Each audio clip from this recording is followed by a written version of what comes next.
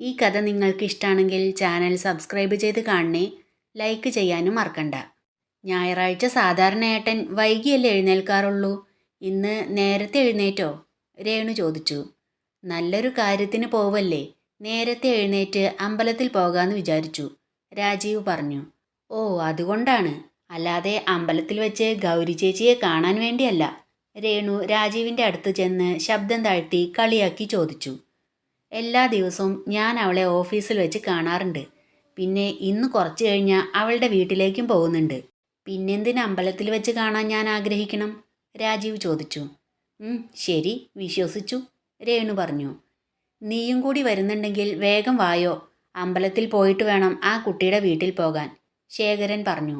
അച്ഛനും അമ്പലത്തിൽ വരുന്നുണ്ടോ? രാജീവ് ചോദിച്ചു. എൻ്റെ മകൻ്റെ ഒരു നല്ല കാര്യത്തിന് പോവല്ലേ, അപ്പോൾ ഞാനും അമ്പലത്തിൽ പോകാമെന്ന് വിചാരിച്ചു, ശേഖരൻ രാജീവിനെ കളിയാക്കി പറഞ്ഞു. അവരെല്ലാം അമ്പലത്തിലേക്ക് പുറപ്പെട്ടു. അവർ അമ്പലത്തിലെത്തുമ്പോൾ ശ്രീകോവിലിന് മുന്നിൽ കൈകൾ കൂപ്പി കണ്ണുകൾ അടച്ചു നിന്ന് പ്രാർത്ഥിക്കുകയായിരുന്നു ഗൗരി. രാജീവ് അവളുടെ അടുത്ത് പോയി നിന്ന് തൊഴുതതിന് ശേഷം ഗൗരിയെ ഒന്ന് നോക്കി പുഞ്ചിരിച്ചു. എന്നിട്ട് ശ്രീകോവിലേക്ക് നോക്കി പ്രാർത്ഥിച്ചു. ഭഗവാനെ, എനിക്ക് ഇവളെ ഇഷ്ടാ. ഇവളെ എനിക്ക് വിവാഹം കഴിച്ച് തരുമെന്ന് ചോദിക്കാൻ ഞാൻ എൻ്റെ അച്ഛനും അമ്മയും കൂട്ടി ഇവളുടെ വീട്ടിലേക്ക് പോവുക. എനിക്ക് ഇവളെ വിവാഹം കഴിച്ച് തരാൻ ഇവളുടെ അച്ഛന് സമ്മതമായിരിക്കണേ ഭഗവാനെ. ഗൗരി തൊഴുതു പ്രാർത്ഥിച്ചതിന് ശേഷം ശ്രീകോവിലിന് മുന്നിൽ നിന്ന് പോകാൻ തുടങ്ങുമ്പോൾ രേണുവിനെ കണ്ടു. കുറേ നേരമായല്ലോ നിന്ന് പ്രാർത്ഥിക്കുന്നു, രേണു ഗൗരിയോട് ചോദിച്ചു. രേണുവിന് തൊട്ടടുത്ത് സുമിത്രയും ശേഖരനും നിൽക്കുന്നുണ്ടായിരുന്നു. എനിക്ക് മനസ്സ് തുറന്ന് സംസാരിക്കാൻ ആകെ എൻ്റെ മഹാദേവൻ മാത്രമല്ലേ ഉള്ളൂ, ഗൗരി പറഞ്ഞു. ചേച്ചിക്ക് മനസ്സ് തുറന്ന് സംസാരിക്കാൻ ഇനി ഒരാൾ കൂടി വരാൻ പോവല്ലേ, രേണു ചോദിച്ചു.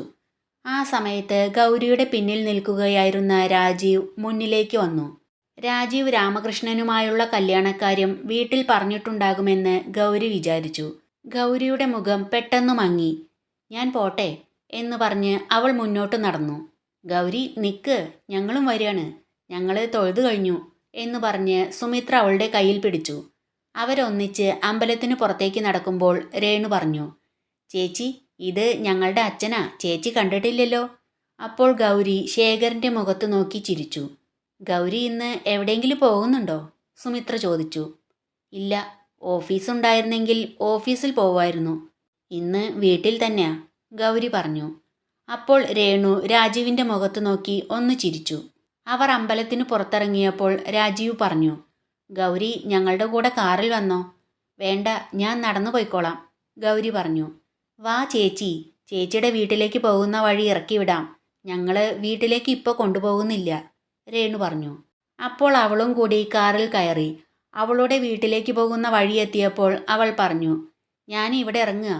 രാജീവ് കാർ നിർത്തി. അവൾ ഇറങ്ങി യാത്ര പറഞ്ഞു പോയതിനു ശേഷം ശേഖരൻ പറഞ്ഞു. നല്ല കുട്ടിയല്ലേ സുമിത്രേ, നന്ദിനിയെപ്പോലെ തന്നെ ഉണ്ട്. അത് കേട്ട് രാജീവിന് സന്തോഷമായി. മഹേന്ദ്രത്തിൽ അവർ ടൂർ കഴിഞ്ഞെത്തിയിരുന്നു. കോളിംഗ് ബെൽ അടിക്കുന്ന ശബ്ദം കേട്ട് രാമേട്ടൻ വന്ന് ഡോർ തുറന്നപ്പോൾ രവി ഒരു കിറ്റുമായി അകത്തേക്ക് വന്നു.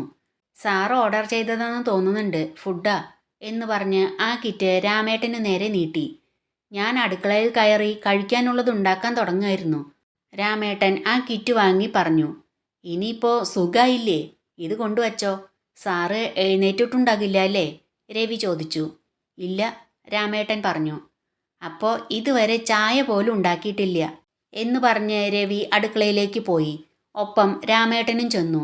ഫുഡിൻ്റെ കിറ്റ് ഡൈനിങ് ടേബിളിൽ വെച്ച് രാമേട്ടൻ ചായ ഉണ്ടാക്കാൻ പാത്രമെടുത്തപ്പോൾ രവി പറഞ്ഞു.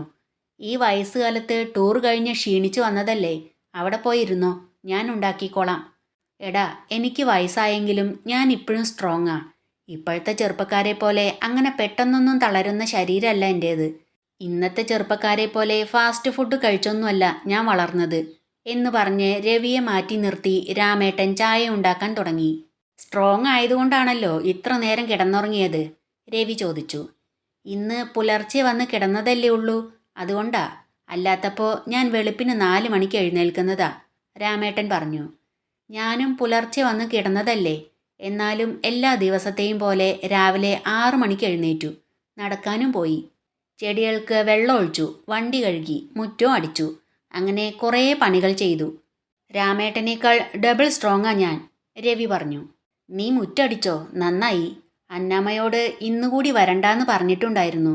നാളെ മുതലേ അവർ വരൂ, രാമേട്ടൻ പറഞ്ഞു. എന്നിട്ട് ചായ ഒരു ഗ്ലാസ്സിലേക്ക് എടുത്ത് രവിക്ക് കൊടുത്തു. മറ്റൊരു ഗ്ലാസ് ചായ കയ്യിലെടുത്ത് രാമേട്ടൻ പറഞ്ഞു, ഞാൻ ഇത് കൊണ്ടുപോയി കുഞ്ഞിന് കൊടുക്കട്ടെ. നീ മാർക്കറ്റിൽ പോയി മീനോ ഇറച്ചിയോ എന്തെങ്കിലും വാങ്ങിയിട്ട് വായോ. അതില്ലെങ്കിൽ കുഞ്ഞൊന്നും കഴിക്കില്ല.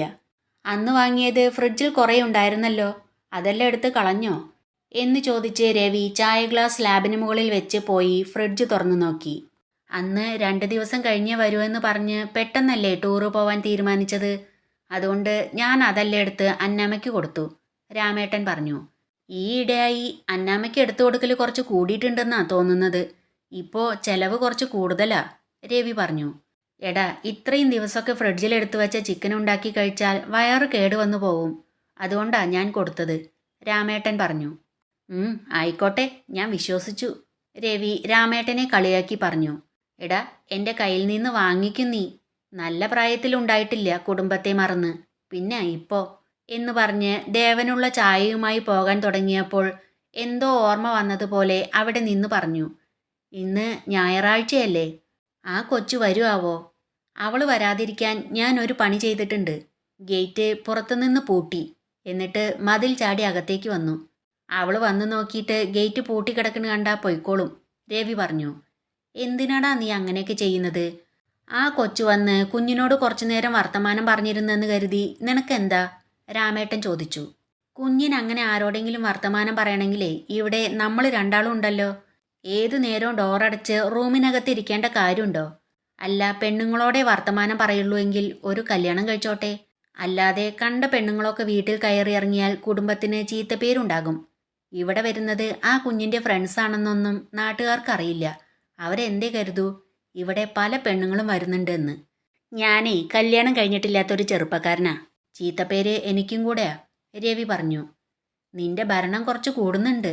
എന്നാണാവോ കുഞ്ഞ് നിന്നെ ഇവിടുന്ന് അടിച്ചോടിക്കുക എന്നും പറഞ്ഞ് രാമേട്ടൻ ചായയുമായി സ്റ്റെയർ കേസ് കയറിപ്പോയി. രാജീവ് അവൻ്റെ വീട്ടുകാരുമായി ഗൗരിയുടെ വീട്ടിലെത്തുമ്പോൾ രാഘവൻ ഉമ്മറത്ത് തന്നെ ഇരിക്കുന്നുണ്ടായിരുന്നു. ഒരു കാർ ഗേറ്റ് കടന്നു വരുന്നത് കണ്ട് രാഘവൻ ആരായിരിക്കുമെന്ന് കരുതി എഴുന്നേറ്റ് പുറത്തേക്കിറങ്ങി. അവർ കാറിൽ നിന്ന് പുറത്തിറങ്ങിയപ്പോൾ ശേഖരനെ കണ്ട് രാഘവൻ ചോദിച്ചു. ആഹാ, ശേഖരനോ? എന്താ ഈ വഴിക്കൊക്കെ? അതൊക്കെ പറയാം, കയറി ഇരുന്ന് സംസാരിച്ചൂടെ, ശേഖരൻ ചോദിച്ചു. കയറി വാ എന്ന് പറഞ്ഞ് രാഘവൻ അവരെ അകത്തേക്ക് കൂട്ടിക്കൊണ്ടുപോയി. ശേഖറിൻ്റെയും രാഘവൻ്റെയും സംസാരം കേട്ട് പങ്കജം അവരുടെ അടുത്തേക്ക് വന്നു. ആഹാ, ശേഖരേട്ടനും സുമിത്രയോ? എന്താ മക്കളെ കൂട്ടി ഈ വഴിക്ക്? മകൻ്റെ കല്യാണം ശരിയായോ? ക്ഷണിക്കാൻ വന്നതാണോ? പങ്കജം ചോദിച്ചു. കല്യാണം ശരിയായിട്ടില്ല, നോക്കുന്നുണ്ട്. ഞങ്ങൾ ഒരു കല്യാണാലോചനയുമായി വന്നതാ, ശേഖരൻ പറഞ്ഞു. കല്യാണാലോചനയുമായിട്ടോ? ഇവിടേക്കോ? രാഘവൻ ചോദിച്ചു. ഇത് ഞങ്ങളുടെ മകൻ രാജീവ്. രാഘവൻ്റെ മകൾ ഗൗരി ഇവൻ ജോലി ചെയ്യുന്ന അതേ കമ്പനിയിൽ തന്നെയാ ജോലി ചെയ്യുന്നത്. ഇവന് വേണ്ടി ഗൗരിയെ പെണ്ണ് ചോദിക്കാനാ ഞങ്ങൾ വന്നത്, ശേഖരൻ പറഞ്ഞു. ഗൗരിയെ പെണ്ണ് ചോദിക്കാനോ? അവൾക്ക് കല്യാണം ശരിയായി, ഞങ്ങൾ വാക്ക് പറഞ്ഞ് ഉറപ്പിച്ചിട്ടുണ്ട്, പങ്കജം പറഞ്ഞു. 50 വയസ്സിനടുത്ത് പ്രായമുള്ള ഒരാളുമായി നിങ്ങൾ അവളുടെ കല്യാണം പറഞ്ഞുറപ്പിച്ചെന്ന് ഞങ്ങൾ അറിഞ്ഞു. കാശ് ചെലവില്ലാതെ കല്യാണം നടത്താനാണ് അങ്ങനെ ചെയ്തതെന്നും അറിഞ്ഞു. നിങ്ങൾ ഗൗരിക്ക് വേണ്ടി 1 രൂപ പോലും ചെലവാക്കേണ്ട. ഞങ്ങളുടെ മകന് വേണ്ടി ആ കുട്ടിയെ തന്നാൽ മാത്രം മതി, സുമിത്ര പറഞ്ഞു. നിങ്ങളങ്ങനെ അവൾക്ക് വേണ്ടി ത്യാഗം ചെയ്യേണ്ട കാര്യമൊന്നുമില്ല. അവളെ ആർക്ക് എങ്ങനെ കല്യാണം കഴിപ്പിച്ചു കൊടുക്കണമെന്ന് ഞങ്ങൾ തീരുമാനിച്ചോളാം, രാഘവൻ ഒച്ചയെടുത്തു. രാഘവൻ്റെ ഒച്ച കേട്ട് അടുക്കളയിൽ പണി ചെയ്തുകൊണ്ടിരിക്കുകയായിരുന്ന ഗൗരി ഉമ്മറത്തേക്ക് വന്നു. അവിടെ രാജീവിനെയും അവൻ്റെ വീട്ടുകാരെയും കണ്ട് അവൾ ഒന്ന് പകച്ചു. ഗൗരിയെ അവിടെ കണ്ടപ്പോൾ പങ്കജം പറഞ്ഞു. കണ്ടില്ലേ, ജോലിക്ക് പോകാൻ തുടങ്ങിയിട്ട് 2 ആഴ്ച ആയിട്ടേ ഉള്ളൂ. അപ്പോഴേക്കും ഇവിടെ ഇവളെ അന്വേഷിച്ച് ആരൊക്കെ വരാൻ തുടങ്ങി. ഒരു ദിവസം രാത്രിയിൽ 2 പേര് വന്നിരിക്കുന്നു. ഇപ്പതാ കുടുംബത്തോടെ വന്നിരിക്കുന്നു. എന്ത് കാണിച്ചാടി നീ ആണുങ്ങളെ വശീകരിച്ചു കൊണ്ടുവരുന്നത്? നിങ്ങൾ വെറുതെ അനാവശ്യം പറയണ്ട. നിങ്ങൾ കണ്ടെത്തി ഗൗരിക്ക് വേണ്ടി വിവാഹം ഉറപ്പിച്ച ആള് ഇവളെ കാണാൻ ഒരിക്കൽ ഓഫീസിൽ വന്നിരുന്നു. കാശ് ചെലവില്ലാതെ കല്യാണം നടത്താനാണ് നിങ്ങൾ അതുപോലെ ഒരാളെ ഇവൾക്ക് വേണ്ടി കണ്ടെത്തിയതെന്ന് ഇവൾ പറഞ്ഞു. നിങ്ങൾ ഇവൾക്ക് വേണ്ടി 1 രൂപ പോലും ചെലവാക്കണ്ട. ഗൗരിയെ വിവാഹം കഴിക്കാൻ ഞാൻ തയ്യാറാണ്, രാജീവ് പറഞ്ഞു. അത് കേട്ട് ഗൗരി ഒന്ന് ഞെട്ടി. ഇവളുടെ കാര്യം ഞങ്ങൾ തീരുമാനിച്ചോളാം, നിങ്ങൾ നിങ്ങളുടെ വഴിക്ക് പോകാൻ നോക്ക്, പങ്കജം പറഞ്ഞു. അപ്പോൾ രാജീവ് അവിടെ നിന്ന് എഴുന്നേറ്റ് ഗൗരിയുടെ അടുത്തേക്ക് ചെന്നു. എനിക്ക് ഗൗരിയെ ഇഷ്ടമാണ്. ഗൗരിയുടെ സമ്മതം മാത്രം മതി. ഗൗരിയെ ഞാൻ വിവാഹം കഴിച്ചോളാം, രാജീവ് പറഞ്ഞു.